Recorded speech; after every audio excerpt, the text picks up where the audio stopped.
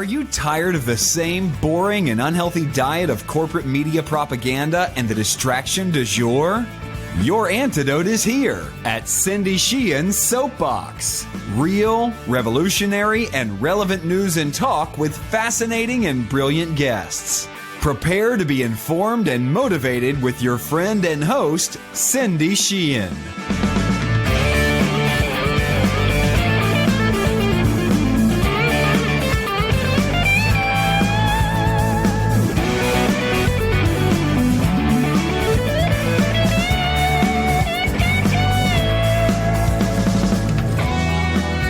Welcome back to the Soapbox. I'm your host, Cindy Sheehan. Sorry that it's been a while since we've posted a new show.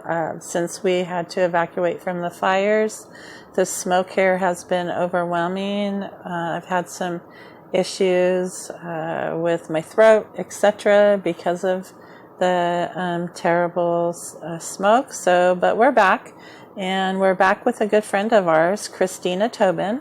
Christina is the founder of Free and Equal, and she's working really hard for choice in electoral politics here in the U.S.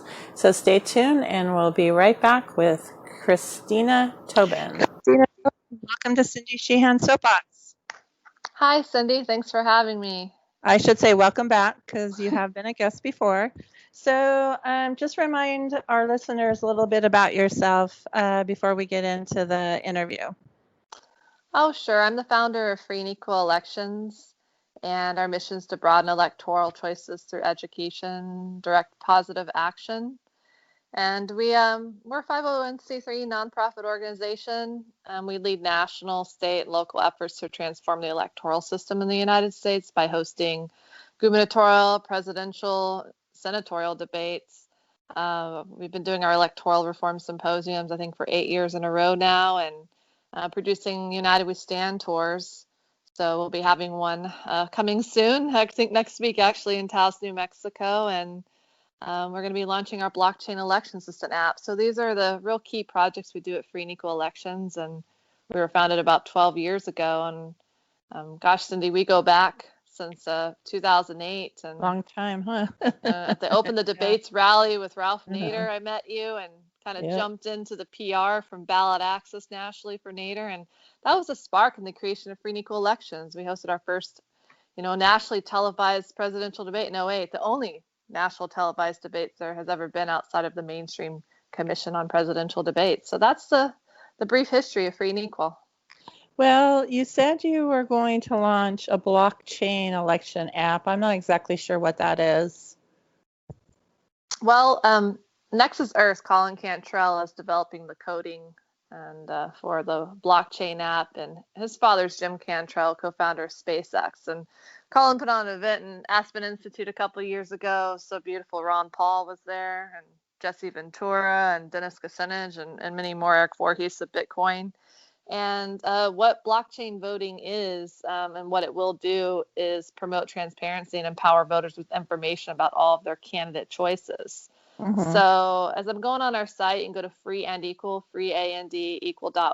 to learn more about the blockchain app. And in the 1.0 app feature, well, come October 8th, we're having a presidential debate. We're going to be launching the very beginning phase of the blockchain app, mm-hmm. which would be a simple, voting mechanism where people can vote. Let's say right now we have 3 candidates confirmed. We could have up to 9. We've invited all the candidates on the ballot in 10 states or more for our October 8th debate in Denver, private event. But they will be there in person. And so, we'll be doing a vote where people can vote who they feel was their best candidate. We'll implement instant runoff voting, mm-hmm. approval voting into it. But over time, the blockchain app will be a database of every single candidate running for office, Democrats, Republicans, alternative parties, independents. And they have candidate details, bio, voting record, campaign contributions, and interactive candidate support tools to ask people in your community to run for office and maybe help candidates that you believe in that are running. So, and then we'll be implementing all of the work that we've done this past decade or more of debates, symposiums, United We Stand tours as informational places for people to go, while also helping build beautiful causes and sponsors and individuals, independent media like yourself will be eventually plugged into the decentralized app over time. So Nice. it's pretty exciting. That's very exciting. You're always really busy. Thanks for taking your time to be on Cindy Sheehan's Soapbox today. We have known each other for a long time, and not just really casually. We've spent some time together. We've done some things together. The thing that impresses me the most about you is your optimism. Like, I have turned into the most bitter, pessimistic person on this planet, and you always come on to remind me, is we'll get this done, Cindy. We'll do it. Don't worry, it's happening. But so this year, 2020, has just been a garbage year, but we have in my opinion, now Trump has some positives. Biden, to me, has no positives at all. I would not vote for either one of them, though, because I do more third party or independent election. Whatever. I've run for election. I've never run as a Democrat or Republican. I've always supported third party or independent candidates. But what's your analysis of this Democrat-Republican stranglehold that they have on the electoral process, where now we've been like on social media sniping at people, being sniped at about, oh, do you wear masks, blah, blah, all this kind of dumb stuff. But then, well, it's not dumb. It's really important. But then it comes to the elections, and now people are just like, anybody, they would vote for anybody. They would vote for a banana over Donald Trump. And to me, this is a very shallow understanding of the system. What's your analysis about the two parties and our so-called choices in November in the Democrat-Republican? Well, to address the first part, I appreciate what you said. And I'm going to go back to '08 when I met you the first time. And you were not cynical. The brightness, the solution, we're going to open the debates. And we're going to get back there, Cindy. And that's my role. That's my calling. While I'm here breathing and my heart is beating, we still have a chance to make things right. And I'm an optimist, but I'm also a realist, and I'm here. And I know historically speaking, it takes 2-3% of the people to unite around an idea. And a big game changer we have this cycle is technology. So through blockchain voting, we will transform our elections and bring about political transparency. So an independent candidates movement will rise. And so addressing your analysis of the two-party duopoly, it's pretty archaic. As Ron Paul has said behind the scenes, the D's and R's, the former Republican congressman, the D's and R's are a business. It's a party, as in like you're not invited to the party. That is how Republicans have left independents out in the cold. Great author by the James Bennett wrote that book, and then there's Teresa Amato who wrote, Grand Illusion: The Myth of Voter Choice in a Two-Party Tyranny. I've learned a lot from these authors and thought leaders. And so I think the two-party system's time is about up. They may be fighting pretty hard right now to divide us and seemingly winning, but this too shall pass. And what we're doing out in United We Stand, that is in Taos, New Mexico, it's next week, September 22nd through 27th, Cindy, it went from 500 confirmed people to probably in the thousands now. It is crazy. So many people want to get out of the smoke out west. And there's just no fear on the ground here. We see right through the system. We see right through the two-party duopoly that's controlled puppets to the powers that be and big money.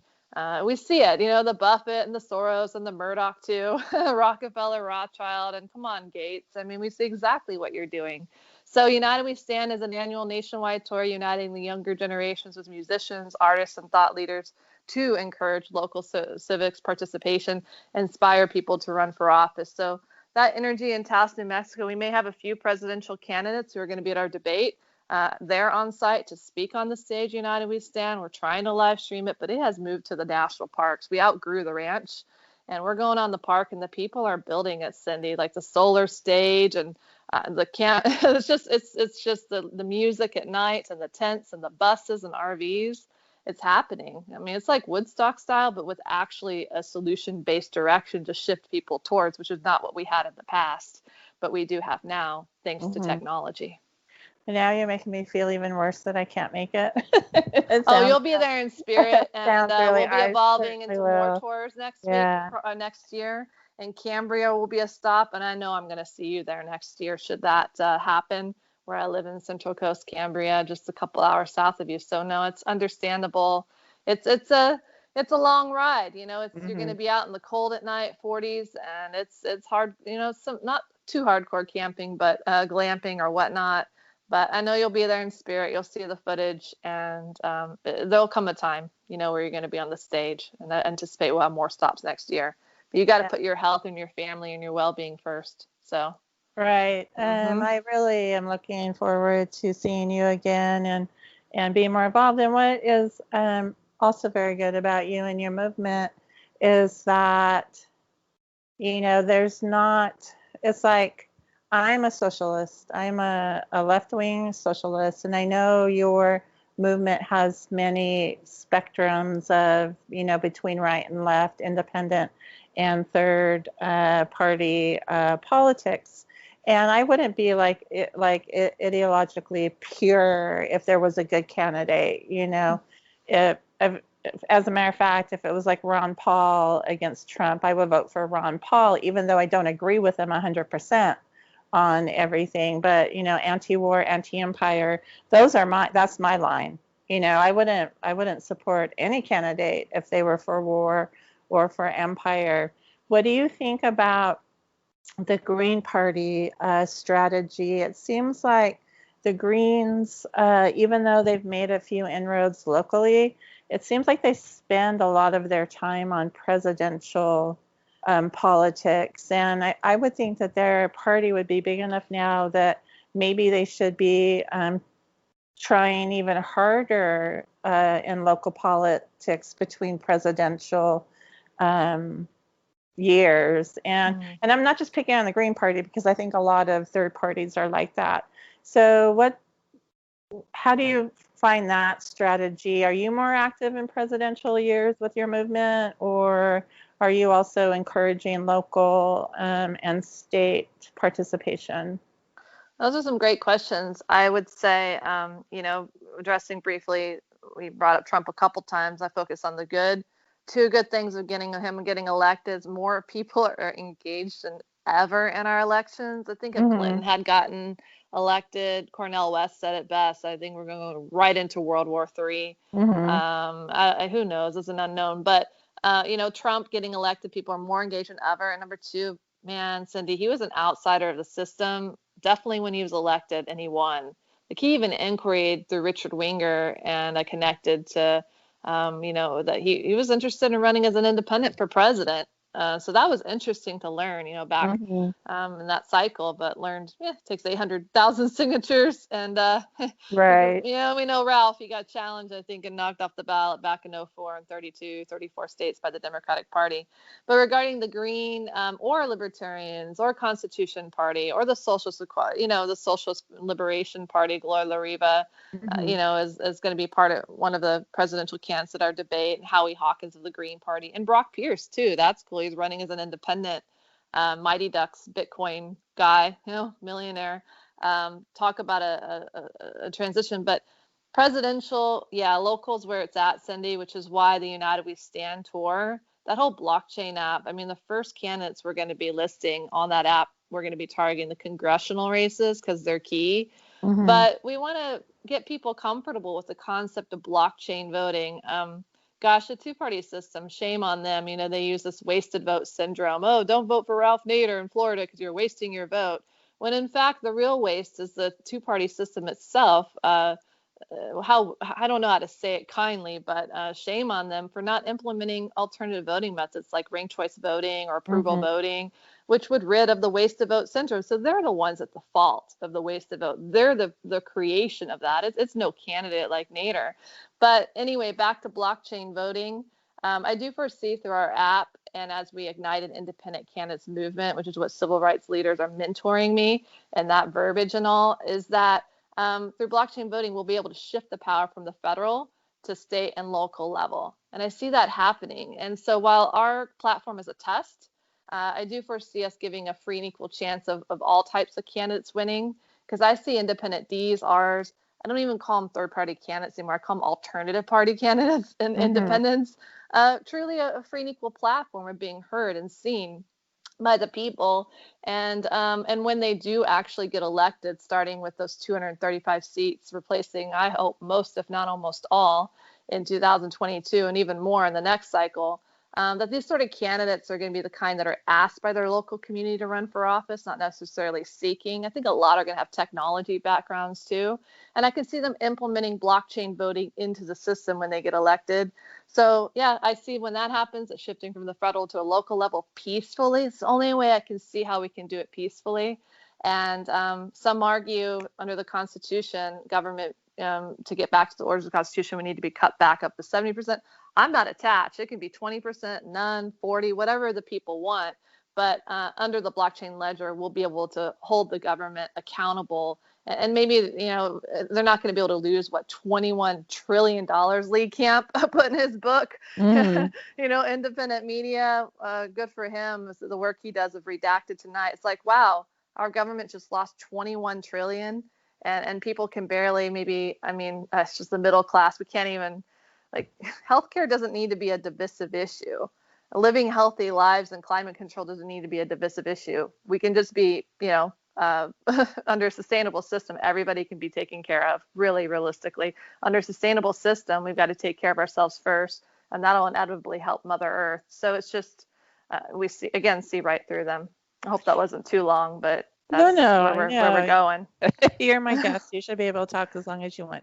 So I feel like these divisions are intentional, of course. It's to keep us divided amongst each other so we don't unite and overthrow the ruling class, or whatever you want to call them. And so these people in power like Pelosi and Schumer and what's the Republican dude, Mitch McConnell, all these people in power have been there literally for decades, and they crave power. To me, this is what I see. They crave power, they crave wealth, and if they did a ranked choice voting, then it would lessen their power, where there would be more power sharing. But these people are not in favor of that, and they're the ones we have to get to change the laws. How can we get these people in power to say, yeah, this is really, ranked choice voting. Let's limit money in politics. Let's do all kinds of, let's open up the debates. It's funny that Nancy Pelosi, I found it ironic that Nancy Pelosi said that Biden shouldn't debate Trump, because no matter how many times we asked her to debate me in 2008, she never agreed to that, of course. And so that their whole thing, I think, is not to share power, but to hoard power, but to look down at us and say, what issues can we use that are wedge issues that would divide the people, instead of uniting things around peace and the environment and education and, that kind of, because there's some issues that I would think almost 100% of Americans could agree on, but there's they don't let us really, they won't talk about, you watch debates, they never talk about foreign policy in debates because they're too close to each other. Now, Biden might, because Trump has been the only president in history, modern history, that hasn't actually started a new war in his first term. So I guess that's a long step in the right direction. I don't even know. Think, or not stepping. I just went on a rant. I didn't even really ask the question. But what are your thoughts on my rant, what I just said? Well, I typed down the little ideas here on my laptop so I can kind of flow with you. Divisions are intentional, absolutely. It's the Wizard of Oz, behind the curtain. Just back to, I'm writing my first song. Got a guitar, Christmas Eve, a little 64 Gibson, and it's it's called Shame on You, and there's a line in there that says, shame on you, we see right through. The solution is we'll replace all of you. and thousands will run. And when we replace all of you, the diseases will be done. The root of the problem is Congress and beyond. And so, I mean, the Congress is key. You know, mainstream media leads us to think presidential races are most important. Nope, it is the congressional races. And so, yeah, they've been in power for decades, but they sure are, Cindy, making it way, way, way easy for us to replace them. I see that energy fading away. That's the old paradigm. I see the new paradigm rising. Sure, they crave power, and they lean on and rely on implementing the rigged system that they do, not having alternative votings, having corrupt voting machines controlled by Diebold Dominion, directly tied to Soros, which is tied to the powers that be, Rockefeller, Rothschilds, banksters. I mean, it's just super obvious. Yeah, they have the closed debates. You might as well call the Commission on Presidential Debates the closed debates, you know, that's run by the former chairs of Democratic, Republican parties. And one of the most powerful tools, the two-party grand illusion, you know, they create this grand illusion that they're the only two that exist. And this is what Ralph Nader taught me in '08 at the National Democratic Convention when his whole team forgot their passes and I was the only one that had it. So I got to be with Ralph for a couple hours and learn so much with him. And and he taught me that, and that created the spark of free and equal elections. So yeah, I knew one day, Cindy, there'd be a time where our nation would need to unite more than ever. And I agree with you that we can agree on more than not. I could sense that optimism flowing through your words. So I'm going to definitely spark on that. And yeah, the current debates, they don't speak about foreign policy. It's going to be interesting. I'm not sure if the Commission on Presidential Debates is going to have a debate because Biden is just like hiding out. And then, you know, we're having our hiding out. Like, I don't know if he's going to agree to debate Trump. I just, you know, fine. I don't know. We may be the only debate. Right now, we have one October 8th. We have invited 9 candidates that are on the ballot in 10 states or more. And we have Howie Hawkins of the Green Party, Gloria La Riva of the Socialist and Liberation Party, whom were a part of our March debate that we had at Chicago Hilton this past March. And we had 18 candidates there from 10 political affiliations. That was pretty epic and historic. And then we have Brock Pierce, an independent running for president, that's participating in our debate. We do have interest from Kanye West. I hope he comes. I hope Don Blankenship of the Constitution Party comes. Rocky De La Fuente is running as an independent again. He was in our debate in 2016. And we invited Trump and Biden.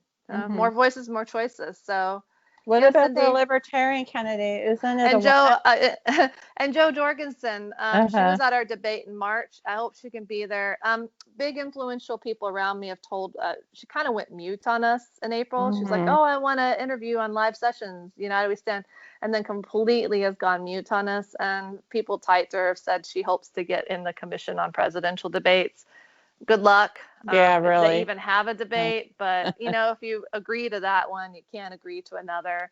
So I hope she just shows up when she shows up. I'd love to have her there, of course. So thanks for that.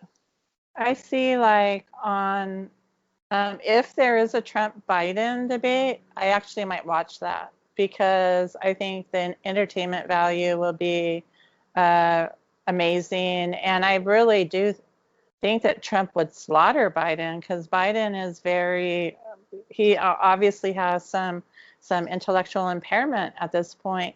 But I think most people who look at those debates, I think if they look at the Democrat-Republican debates, there's very, very few of them switch over. Like they were going to vote for Biden, but they decided that they'd vote for Trump or whatever. I think that those people who watch them are pretty much set on who they're going to vote for. But I think if you have a debate like yours where there's a variety of candidates, I mean, I'm an elector for Gloria La Riva with the electoral college, so I'm pretty. Nice. It would be weird if I didn't vote for her and then was one of her electors. So I mean, she's a good friend of mine, and she's in my party here in California. But I think a debate like that, it might maybe undecided people who have already decided they're not voting for one of those criminals in the Democrat or Republican party. Agreed. Might look at your debate, and it might influence their decision. Yeah, I mean, criminals as far as the party system overall, sure. From a debate standpoint, I choose to No, I remain mean, quite neutral. I mean Um, criminals in the Democrat or Republican. that's what thought you meant Yeah. instead of the presidential candidate. So I wanted I to don't be, think Howie I wanted to or be in anybody case else are Trump's criminals. pretty savvy. So if he's going to be at the debate, he's going to listen to every recording. I'm like, hey, just come and speak your truth. And I Uh-huh. mean, if he's a huge proponent, in fact, he tried to put on a debate back in the day. It was at 16, I think. He couldn't get any candidates there. Guess what, Trump? There's a reason why nobody else has put on a debate. The most challenging part is getting candidates to come. We've been able to break through that, and now it's like, okay, we need to get the couple moderators. So it's going to be live stream, Cindy, at freeandequal.org, and hopefully we'll have some broadcast networks pick it up. So it'll be just the candidates, production, and media, private event. And then upstairs, we'll have our United We Stand artists and thought leaders performing and speaking via live stream before the presidential debate takes place on October 8th. The debate will be from 6 to 9 p.m. And the United We Stand will start a few hours prior, depending on how much that builds out. It could be more than a few hours prior. So Well, let me know, let me know before so we can remind people that is happening. And so, thank great. you. And so today, right before our interview, I watched an online memorial for our friend Kevin Zees, our mutual friend Kevin Zees. And I am making a post just dedicated to Kevin that I'll be sending out when I send out our show. Do you have any thoughts about Kevin? Boy, do I. Mm-hmm. I have some chills because of it, Mm-hmm. and my eyes are watering Aw. because it was like days before he passed away. Howie Hawkins came on United We Stand live stream, and he helped with that and Mm-hmm. helped me with questions and all. And I just opened a shop in Cambria. I'm reading his messages here right now. What kind of shop Mm-hmm. do you have? Howie likes to, just giving me some advice. And then Cambria looks like a cool spot. And, my Yeah. last message to him was just like, our criteria for the debate. And then it's just happened. That was like September 5th. And it Mm-hmm. looked like it was read by him. Mm. So, yeah, I've been speaking with him regularly, and I plan to pay a brief tribute to him at the presidential debate. So, it's very sad, and he was probably one of the most helpful activists. If I ever need anything from Kevin, he would just write me, he would He write was back. He was so there generous. He was such a generous 100%. person. Yeah. And, he had fire in him. He stood for what was right. As long as you treat him with respect and upfront, it was just cool. And I know he worked really closely with Nader back in '04. Yep. And I talked with Howie Hawkins like the day after it happened. And so he was talking to Ralph Nader and about it. And I know Teresa Amato, Nader's campaign manager, all of our hearts go out, to Zees because Right. working with Nader. I haven't heard, speaking of Teresa Mata, I haven't heard from her or seen her or anything for like years. When you just brought up her book, I was like, what? Now I remember Teresa. I don't want to get off the subject of Kevin. Ralph gave a talk at the memorial, and it was a really, really nice talk. But it was such a shock. He's only 64, 2 years old. A year older than me. I'm 2 years because he'll be 65. He would have been 65 in October. But he's one of the first like national activists in 2005, when I first started getting active, that reached out to me. And we started working on something called the Downing Street Memo Coalition to expose the lies of the Iraq War. And you're right, he would respond almost immediately he was just really hardworking, very generous, very even tempered. I mean, he didn't get like too excited, but he never got too upset either, just always on an even keel, and just a strong, healthy person. And I think he was having some health issues before he passed of the heart attack. But yeah, I'm still in a state of shock. Like, 13 days later, I can't believe that Kevin's dead. I just heard from him, like you said, right before he died. He reached out to me about the elder side, the COVID-19 elder side initiative that we're working on. And he said, it's a good initiative. If you need help, just let us know, blah, blah, blah, whatever. Just always a very generous spirit. I could not agree more. And Howie Hawkins mentioned something talking to Nader. And Nader's words, I should have written it down, but just to the extent of how is it that Henry Kissinger is still here with us today and we lose somebody, so like Kevin Zees. So it's just, it's a pretty extremely big shocker, because, man, I just wanted him to see like what's coming. He's put so much time and effort and pretty much devoted his he's life, paved the way and for us. has. He's made things a little bit easier for us with all of his activism.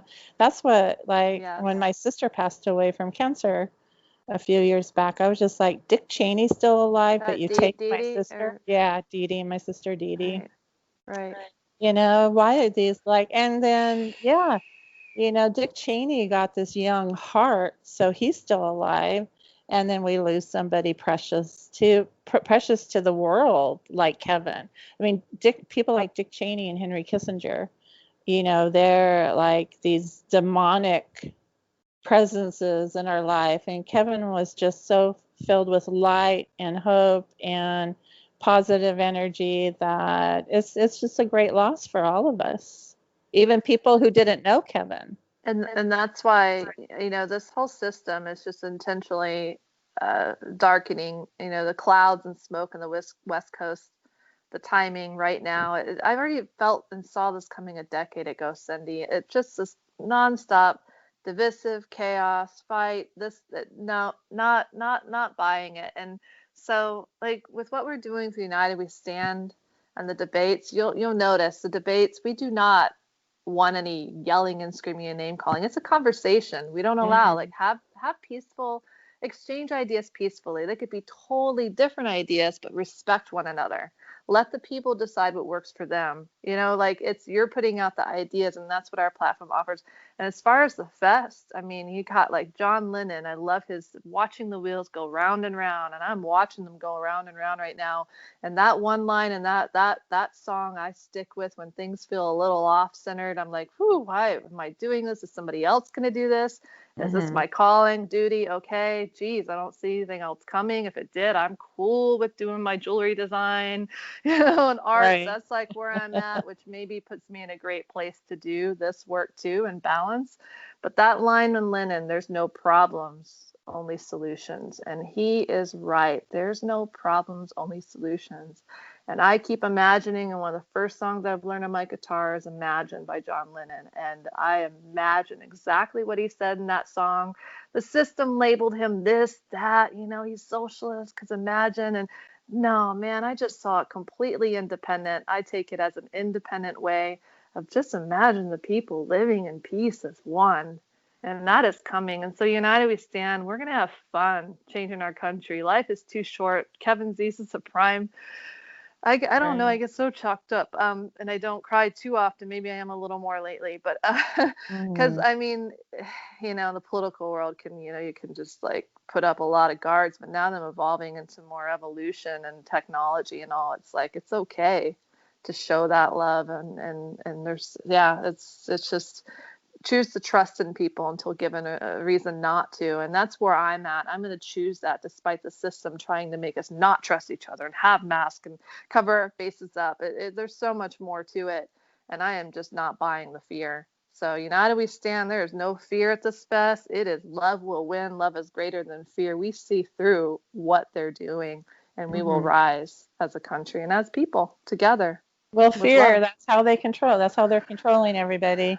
No thanks. Super fear-based. And after the day Kevin died, I said on Facebook, all we have left is love, and that's just what we need to focus on, because the people in power, they don't understand that.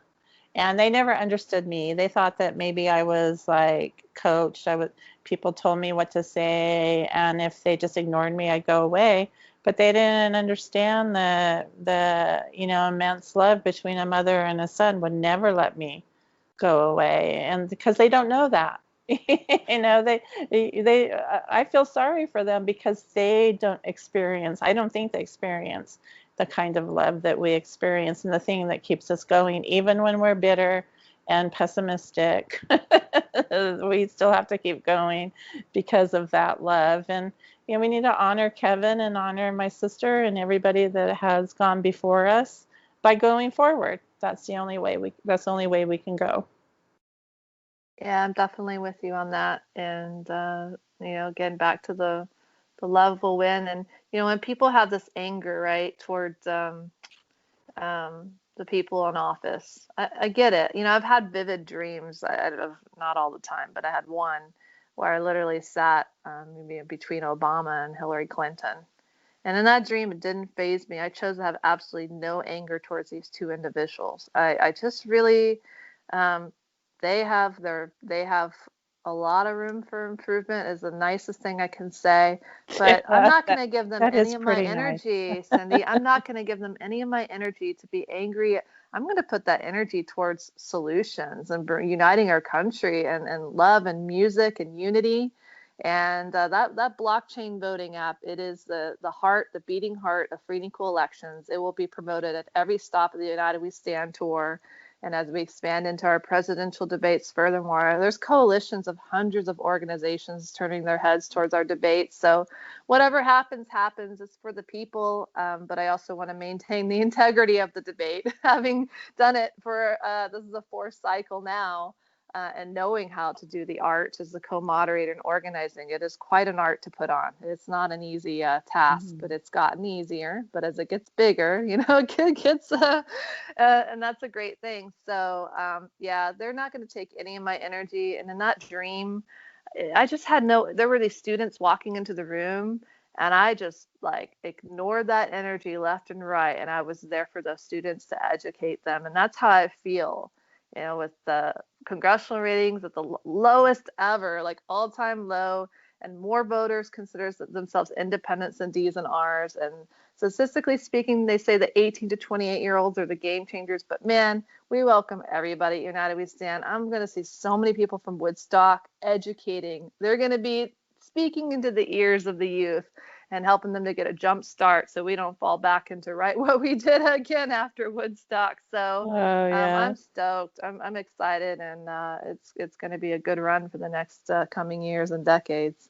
But back to Kevin Zees, it's all the more reason to do what we can, and a fun, it's a serious thing, yes, that at stake, but it's a lot easier to fix than the system's leading us to believe. And I'm not buying the fear, and I'm not buying the whole it can't be fixed mentality, because the moment you do that, you become a part of the problem. You become pessimistic, you become a part of the problem, and that's exactly what they want, and I'm not feeding into it. No way. Are you saying I'm part of the problem, Christina? No, you have a bright light. But anyway, it feeds into it. Yeah. But you know what, Cindy? Yeah. I've met people far more. You say you're pessimistic, but you're doing this show right now. You're taking the time to interview me. You're hopeful. You can tell me otherwise, but you are here doing this. I know. And anybody that's feeling down or all, as soon as they see that solution rise and that movement, they're hopping on the train, Cindy. I don't care how down they're feeling. Deep down, those people want good things to come. And when they see it, that pessimistic, what's that word? Pessimistic? What? Huh? Yeah, that'll be the past. Okay, moving forward. I have taken a lot of your time today, but tell us again, mention your websites and stuff. Oh, yes, you can go to freeandequal.org, and we'll have a sign up for the live stream there for the presidential debate pretty soon, and embedded code to share and so on. And you can find out more information about us there. We'll be uploading all of our videos, and all the work we've done this last decade are going to be taken off of the Facebook and YouTube and platforms we can't trust. Wow. I know. And so all that's going to be transitioned onto our website soon, so people can really see the depth and the substance. Because I never really put so much money into social media. I put it into building events from the ground up, because I knew one day awesome. That's how we would make real change. So that's where you can find more info. Thank you, Cindy, for all that you do, and you taking the time today. Christina, my love, it was always nice to talk to you. Keep in touch, and good luck with everything, because your success is our success. I feel the same way. This is for you and all the people. It's bigger than any one person. I'll see you on the tour next year. I know it's happening. All right. Lots of love. Back at you. Bye, Cindy.